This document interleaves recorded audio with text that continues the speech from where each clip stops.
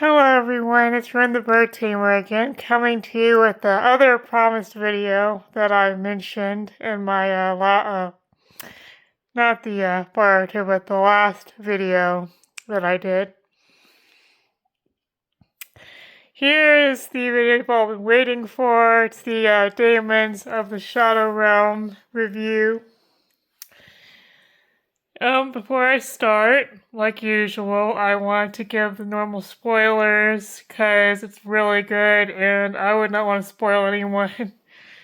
This is, the legendary creator of Fullmetal Alchemist after all, so there's gonna be some, really, really great surprises, and you really don't want to get spoiled before you watch and read it, so go do that now. Before I start, I'm going to give you a few seconds to click off. Still here? Okay, here we go. Starting the review on Daemon the Shadow Realm. I really like the setting that we have as they pan into the whole village and the mountains thing.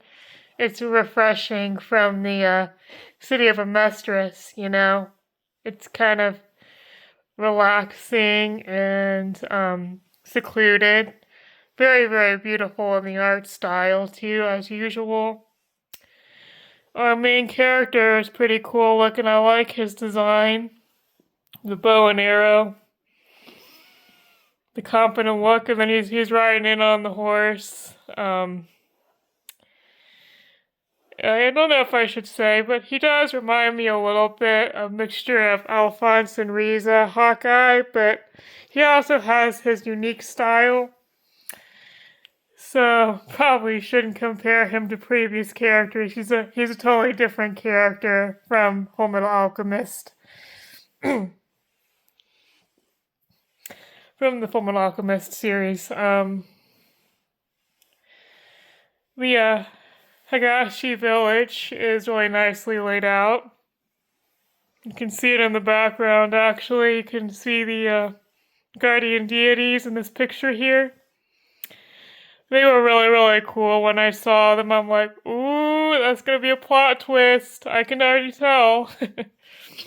Just by the vibes that they were giving off. I like the little white flags they have around. Oh, no, those are yellow, not white. Yellow flags around their necks.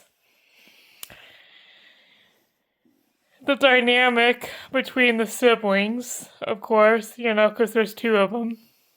It was really, really sweet. I love how Yuri is just doting on his little sister Asa all the time. It's very cute. I also like Asa's design. Her long black hair. It was very pretty. I actually was assuming when it first came out that they were going to be another set of boy twins. No. It's a boy and a girl, and I like that, too. Would have been kind of boring if they were another set of boy twins. Nothing wrong with that, but gotta kind of mix things up in the writing. Sorry, again, it's on my iPad. My laptop is broken, so you'll have to bear with me. So yeah, the dynamic between the siblings is cute. I love how Yuri goes down to grab his sister a ball. That's just the main character's name, by the way. His name is Yuri.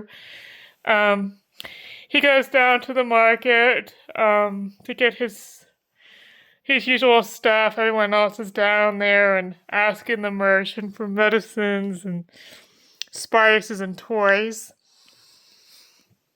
and stuff, and they are hunters and gatherers, but they like need to buy the spices. They don't I don't think they can grow their own spices. Maybe I'm wrong. There might be some herbs and spices they can grow up on the mountain. But back to you. He's getting his toy for his little sister, and he's like, I don't need anything, but I want to get that ball for Asa. It's so cute. It's kind of a shame. Poor little Asa's always stuck behind that little jail cell. So, she, gets the pamper treatment.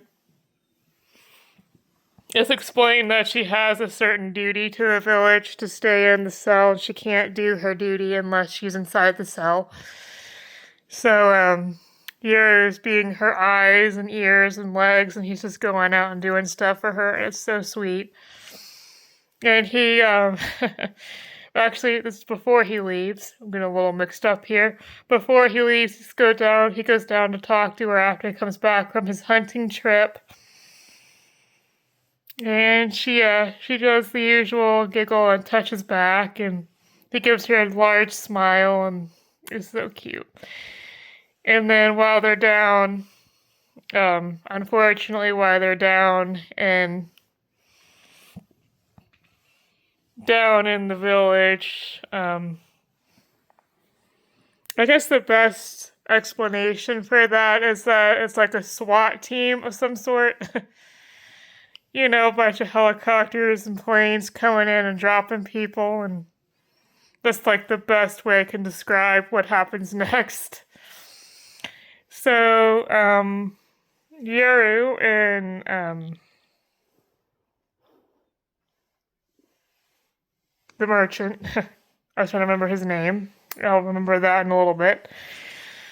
Yoru and the merchant are running around in the village, and everyone's panicking and, well, getting unalived by this little girl in a hood. She just pops out of nowhere. Little red hood, kind of like Red Riding Hood. She's, a lot like Ed in some regard. At least she's short and, and wears a red coat, but that's about it. That's the only similarities. Like, she's a girl, so, yeah. But anyway, she pops up, and I'm like, I like this character, but I don't like that she's unaliving people, so, yeah. So she's unaliving people, and Yoru and, the merchant are running around and trying to, get away from them. The merchant takes this necklace, and he rips it off his neck, and he throws it into this little catch or a little holder thing. It's like an indentation where the necklace goes. And he, I feel so bad for Yoru because he just grabs this poor child, not explaining anything, and just slams his face into the gravel or the dirt to get some blood from him. And then he splatters it on the necklace, and the two statues wake up, and it's like, oh, this is so cool! And they come to life, and they turn into these yellow beasts or dragons and just take off in the sky. And they take down these other helicopters that are flying above Yoru because they're trying to shoot him. Or not shoot him, but just shoot at everybody else. And they take out the helicopters, and then the merchant runs off after he escorts Yoru to the underground passage behind. Actually, that was before they awakened the Guardians. They had gone in there and stuck around, and so they had escaped from the village through that passageway out, and then that's when they awakened the Guardians. Got those a little confused there. Sorry, I'm going off of no script here. I lost it, so I'm like all over the place. But, yeah, it's getting crazy. The Deamons are revived, and Yoru's like, oh man, hang on. And the Deamons are awakened by his blood, and they're going crazy, and Yoru's like, what's going on? And the merchant's like, no time to explain. He runs off, and Yoru goes to check on Asa, because he's afraid that something happened to her. People are falling left and right, and he's running through. He goes back through the passage. I think it was under the right Guardian. And he goes to this passage his father showed him a long, long time ago. And he has he has like memories he's going through. And he goes to find Asa, but Asa is no longer with us.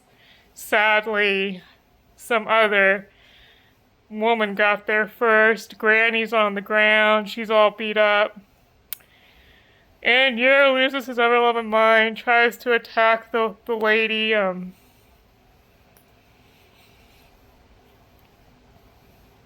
Yeah, because she explodes. Yeah, she explodes the wall and comes out. And then he's facing down. He sees that Asa is no longer with us. He loses his cool, tries to attack her. His Deamons do the same thing. The right one attacks her. She opens her fist, and just kind of blasts at him. He avoids it and all that. While that's happening, the merchant is actually known as Dira, is fighting the red hooded chick, or I like to call her Red Riding Hood for now, until I learn her name later, which is Gabby. He's fighting her, and he actually can see what's causing the damage to the villagers. It's a giant creature with huge jaws and a lot of eyes, and he's like, "Oh, that's one heck of a monster you got there, Missy." And she's like, "Oh, you can see it." And he's like, "Yeah, I can see him." And that's what's been murking all of the villagers, which is really sad. He fights her briefly. Dio catches up and shoots her with bows and arrows after he's chasing the one lady that exploded the cell and wounded Granny. And the backup comes and they escape. Or no.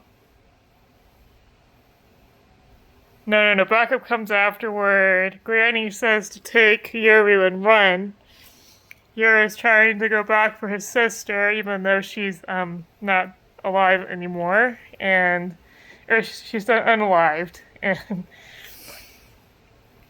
Dira is taking the struggling Yoru and just running down the mountain, because he's one of the only people that can get out of the village with the whole puzzle thing. He gets down the mountain. Yoru is still struggling and screaming about his sister, and it's so sad, because it's we only saw her a second ago. Why is she already unalived? This sucks. And he meets his friend down the mountain in the car, and right and left follow them. And after a bit of persuading, they get Yoru in the car.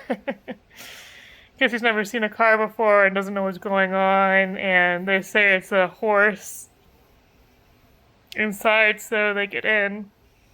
The girl driving, his name is Hannah, and she is Deirdre's friend and accomplice, and they get the heck out of Dodge. So they're down the mountain, and they're still trying to figure out what to do. Deirdre is telling her what happened. She's like, "So, all this happened and you have not explained a single thing to this kid. We gotta take care of him now." And they end up stopping at a few gas stations, and then they go to Hannah's house to hide out because there's nowhere else to take Yoru. Yoru's still spinning, and they just explain to him that he can't go back to Higashi village because of the people hunting him. Speaking of the people that are hunting him, they get back up, they get Gabby some help because she's been shot by the arrows. And then they leave. And they leave 2 guys behind because they were too slow.